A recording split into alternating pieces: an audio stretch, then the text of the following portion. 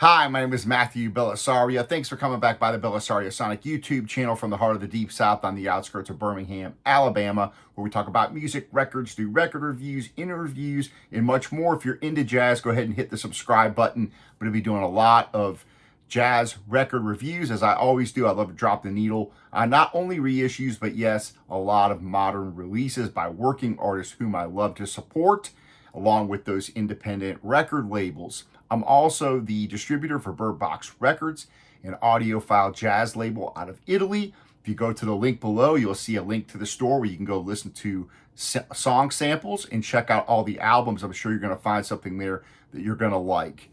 Today, I'm going to be talking about doing a record review on one of the great, all-time great jazz pianists, although probably not given the recognition he deserves. He doesn't get the, among record collectors, you got Bill Evans, Chick Corea, Art Tatum, Bud Powell. Just there's a lot of great jazz pianists. But this guy, I don't think, even though, again, one of the greats and has played with everybody and has been a big influence on a lot of people, Hank Jones. So we're going to be talking about him today, and we're going to be listening to this fabulous record. It's a 2018 release of a 1977 record called Arigato. This was remastered for vinyl at the Infrasonic Mastering studio and pressed at Pallas. Now, Hank Jones has been around for a long time. He died back in 2010, but he was born in 1918 in Vicksburg, Mississippi. Recorded more than 60 albums under his own name, but hundreds as a sideman. And he's played with everybody. Cannonball Adderley's celebrated album, Something Else, in 1962. He played with so many different bands. We're going to get into that, and different musicians. But although he was born in Mississippi, he moved to Pontiac, Michigan, where his father, a Baptist deacon and also a lumber inspector, bought them a new house. He was into music, but it was really his mother who got him into music more than anybody. And she sang. His two older sisters played piano. His two younger brothers, of course, also famous jazz musicians. Thad Jones, who played trumpet, and of course, Elvin Jones, who was the great drummer. And I would say out of all three of these, Elvin Jones probably is the more popular one of the three, even though they all had great careers in jazz. But Hank became studied piano at an early age, but he came under the influence of Earl Father Hines, Fats Waller, Art Tatum, Teddy Wilson. By the age of 13, he was playing professionally in Michigan and Ohio, and played in bands in the Grand Rapids and Lansing. In 1944, he met Lucky Thompson. He was invited to work in New York City at the Onyx Club with musicians such as Hot Lips Page. And in New York City, this is where he became exposed to a lot of the leading bop musicians who inspired his new style. And while practicing and studying the music, he worked with John Kirby, Howard McGee, the great Coleman Hawkins, Billy Eckstine. In autumn of 1947, he began touring with Norman Grant's program, Jazz at the Philharmonic. And from 48 to 53, he accompanied the great Ella Fitzgerald, following her to England and playing with her in the fall of 1948. So I'm going to go into a little bit more details on his life. This guy, phenomenal player, but we're going to listen to this really cool record from 1977 on the Progressive label originally. This has been out of print for over 30 years. And again, this has been remastered at Infrasonic Mastering for vinyl and pressed at Pallas. So let's go ahead and open this up and check this out. You've got Hank Jones playing piano, Richard Davis on bass, Ronnie Bedford on drums. And to be honest, I'm not very familiar with Richard Davis or Ronnie Bedford. And of course, Hank Jones, I'm just familiar with because he's played on so many different albums on records that I already own that, I know him. But as far as having gotten any of his own releases, such as this one, not so many. So I'm looking forward to listening to this. I've listened to a couple of songs online. I think it's a pretty cool sounding record, so I thought it'd be neat to have on vinyl. And here we are. It comes in just a regular paper sleeve. So let's see what kind of pressing this is going to be. He played with Artie Shaw and Benny Goodman. Played with Lester Young, Cannonball Adderley, Wes Montgomery. Was the house pianist at the Savoy label for some time. 1959 through 1975, he was a staff pianist for CBS Studios and included backing for guests such as Frank Sinatra on the Ed Sullivan Show. So, this guy's definitely one of the jazz piano greats, legends, if you will. And I would just say probably still under-recognized in comparison to a lot of the other jazz pianists. I'm going to be dropping this on the Fluence RT85 with the Ortophon Blue going into my Shitmoney preamp, into my Yamaha HS8s, and we'll see how this sounds. This is pretty much straight ahead kind of bop. Really cool stuff. I think you guys that like straight ahead jazz are going to dig this. But he definitely has his own sound, his own style of playing, which you're getting ready to hear. All right, so here is the label. Again, originally on that progressive label here. And this is distributed by Org Music. So let's put this on and let's have a listen. We're going to put on side A. We're going to listen to Allen's Alley. And they will listen to I'm Old Fashioned as well. So let's throw this on and have a listen. Appreciate you guys hanging out again on the channel. Please leave your comments. Give the thumbs up if you guys like. And I got a lot of great records coming your way to be reviewed. But check this out. This one's called Allen's Alley. Recorded Downtown Sound Studio in New York, October 28, 1976. This is a swinging record.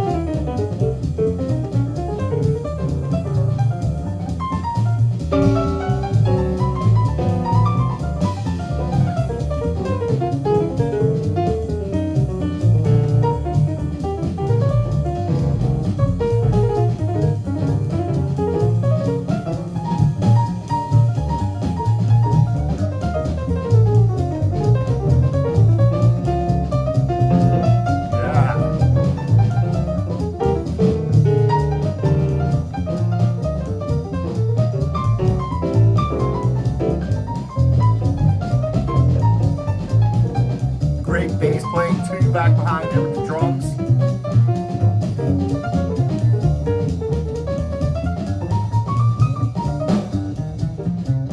Yeah. Yeah, that's Richard Davis this on bass.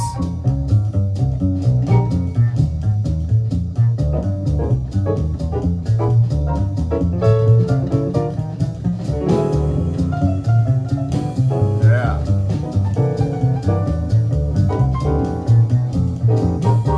So as far as the pressing goes, it's flat. It's been quiet. Nothing, no issues there. The recording, I'm still trying to get my ears wrapped around to here.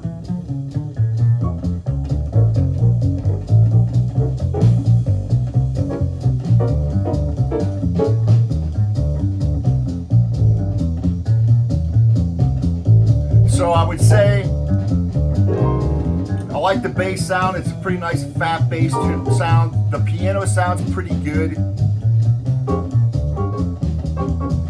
The drums are recorded fairly well. Not the greatest I've ever heard.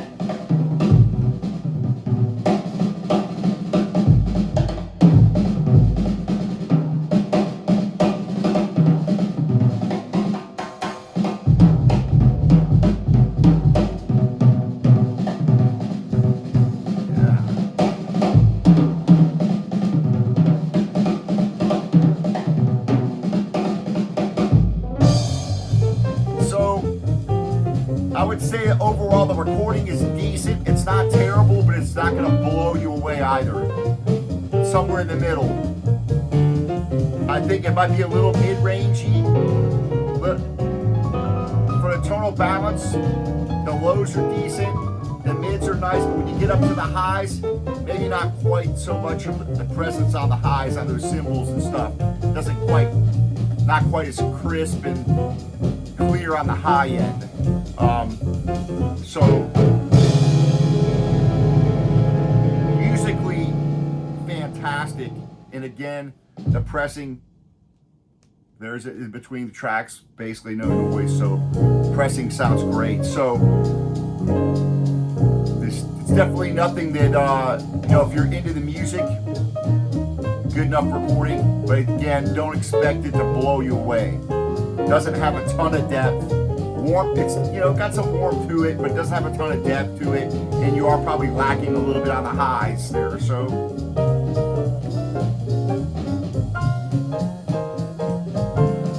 but everything is clear enough. You can hear everything. You know, you only got 3 instruments here, except for on one track where you've got a guitar player. Ray Rivera plays on track 5, or it's track 1 on side B.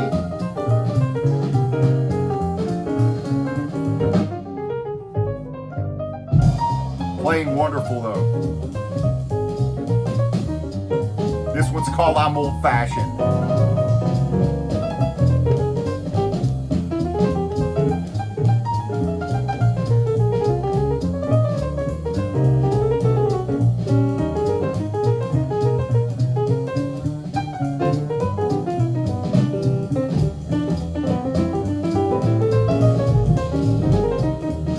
So throughout the 70s and 80s, he continued to record, but he did a lot of unaccompanied recordings. And he also did some of those piano duets with, he did the duet with John Lewis and Tommy Flanagan, for example, and with small ensembles with the great jazz trio.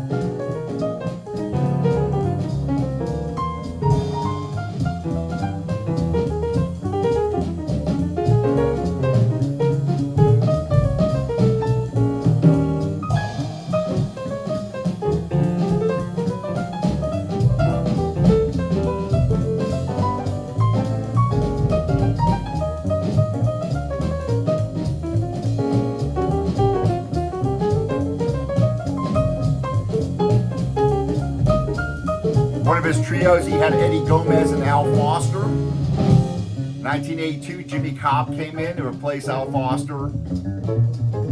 Also recorded Art Farmer, Benny Golson, Nancy Wilson.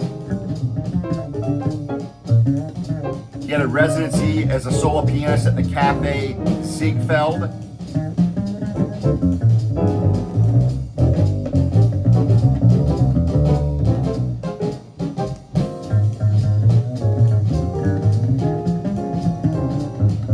Go look up his discography, it's pretty impressive.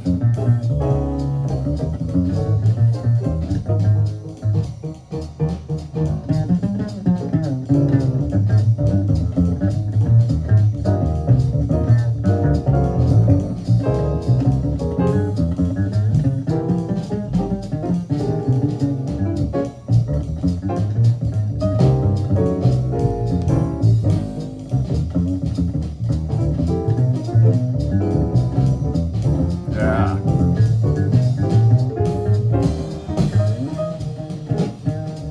you like just straight ahead jazz trio, man, this is freaking good stuff.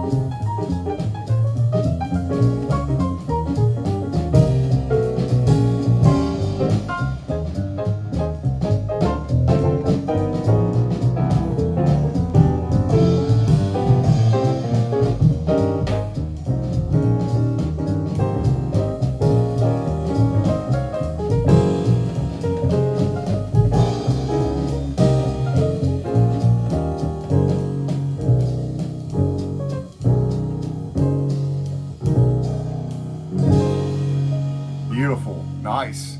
All right, I'm gonna bring it down and flip it over. Listen to a couple of tunes off the other side. Again, straight ahead, bop, wonderful playing, a great trio here.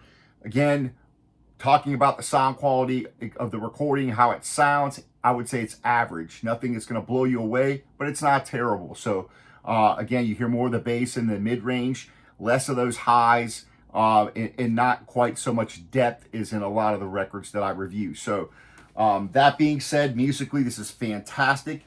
And again, it's not terrible sounding where it's going to ruin your listening experience. Just don't expect the record to sail merely on its merits on sound quality.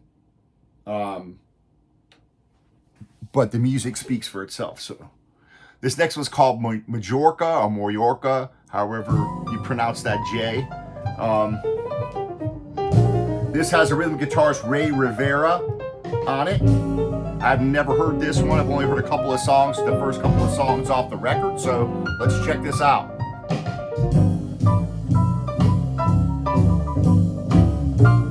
Get quiet pressing, flat pressing, so thumbs up there.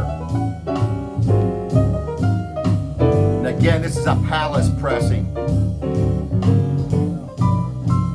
from 2018, so.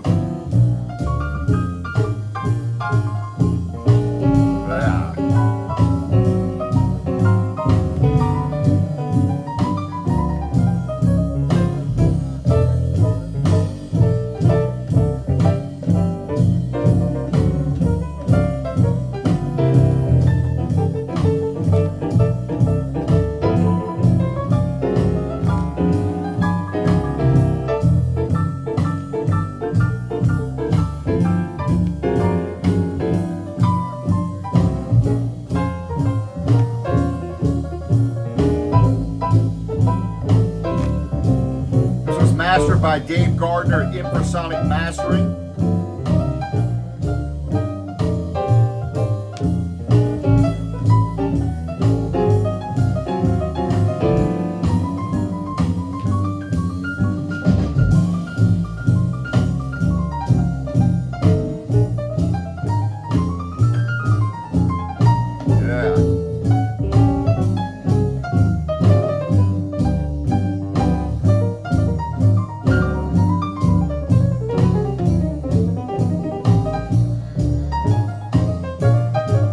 Definitely hear some of that Fats Waller kind of thing going on.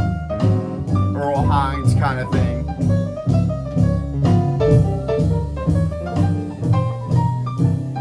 Bud Powell kind of influence stuff. Yeah, it's awesome. Definitely recommend this for a straight ahead trio record. And again, this is 1977 album.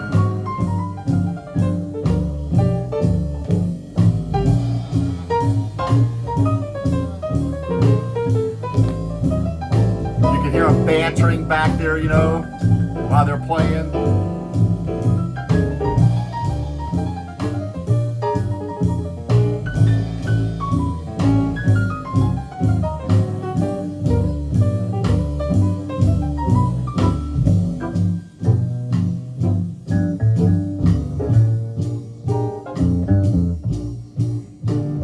Again, he played at that group that started the Village Vanguard, which became known as the Great Jazz Trio, which started off around 1976, and that had Ron Carter, Tony Williams. But when they made the recording, they had Buster Williams rather than Carter on that recording session in '76. So, again, really, you can't say a whole lot about. You know, this guy's just one of the great jazz legends for sure.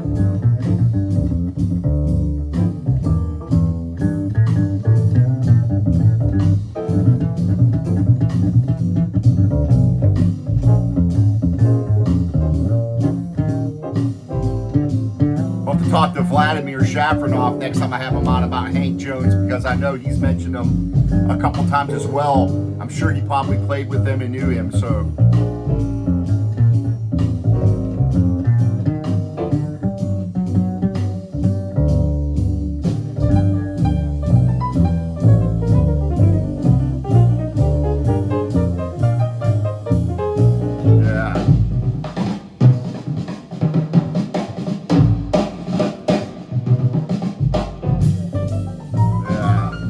You got Ronnie Bedford on drums.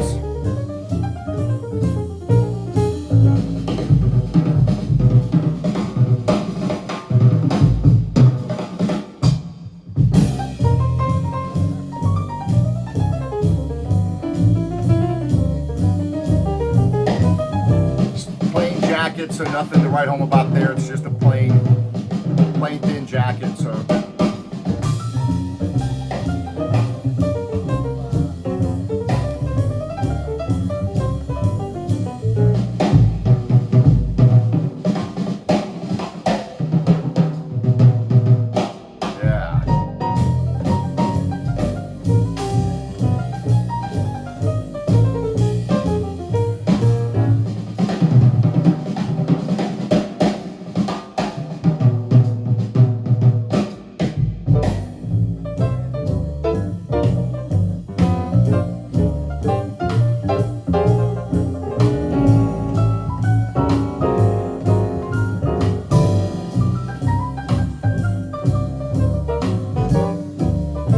One more tune, and we'll close out the video on the next tune.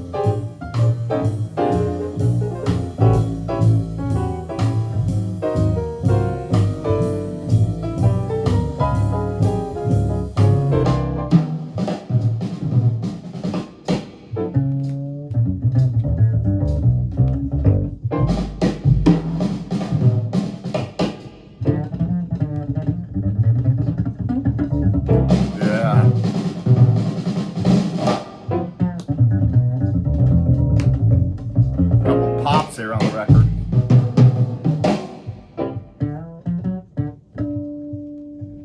Yeah.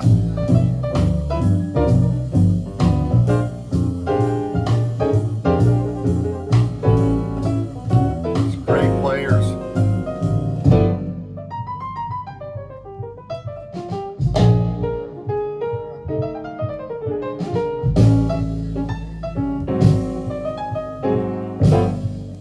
Except one thing on this track, unless it's not labeled correctly, let me check this out here. Looks like it's labeled correctly. Says there's guitar on that. I don't hear guitar.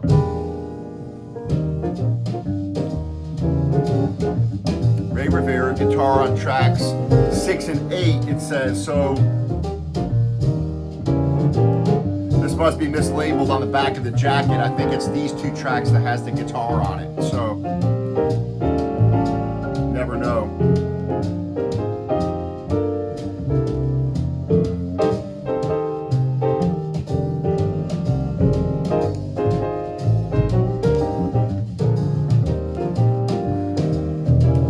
Called What Am I Here For?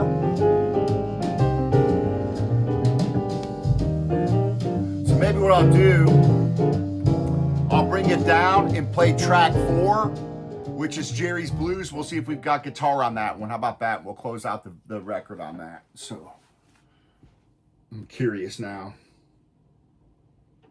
to see if there's any guitar on this last 2 tracks. Okay.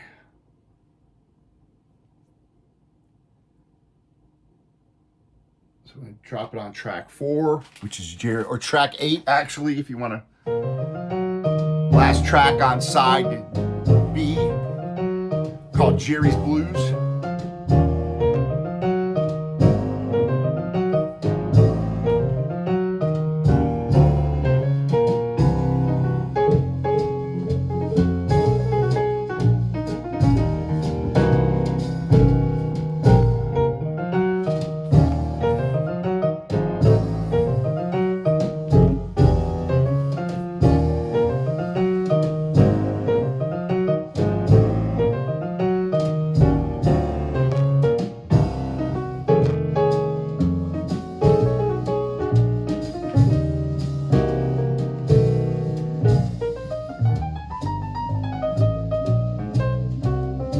So no guitar on this one either, so maybe it's on the medley there.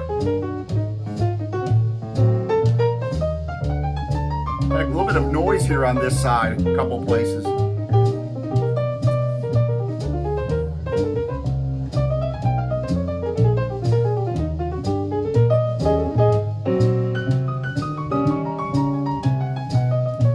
So kind of an obscure title for sure. It's definitely not, you know, not popular like a lot of the Blue Note recordings or those kind of albums, but this right here from '77 on the Progressive label, a pretty cool album, straight ahead bop trio record with fantastic playing on it by everybody. And I really just like his playing, Hank's playing. And I like this bass player too. Now, on the other, when I got off the internet, it says that Jay Leonhardt played bass on 2 tracks, 5 and 7.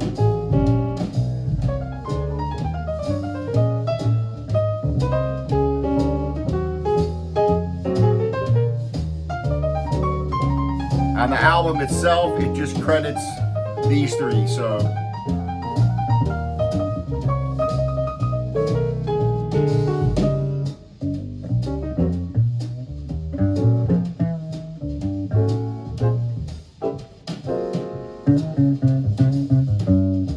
Alright folks, I got a lot of stuff coming your way.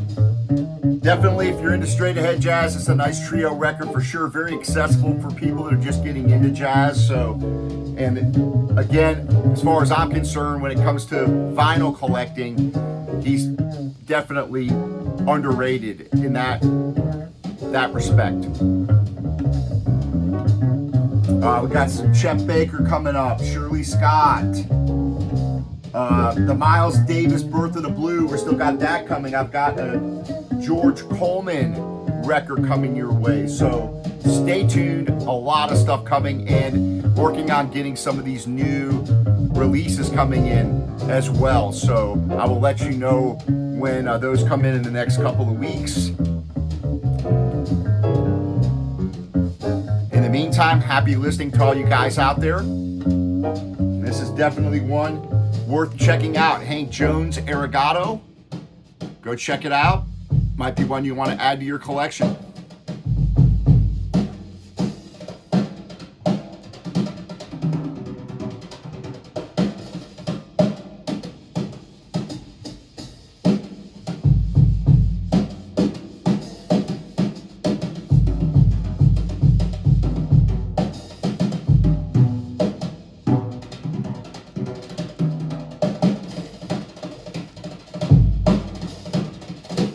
Most of these tracks are 3.5 to up to about 6 minutes in time length. So that's pretty standard for this kind of bop music. So there's a lot of room for these guys to trade fours and do all kinds of stuff like that.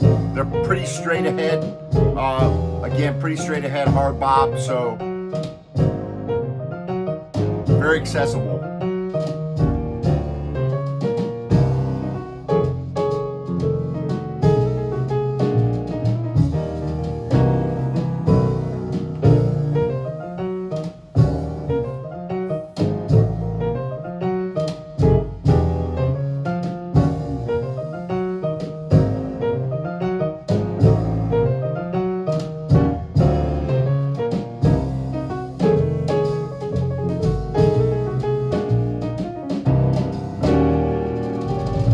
All right, folks, happy listening. We'll see you on the next video. Take care.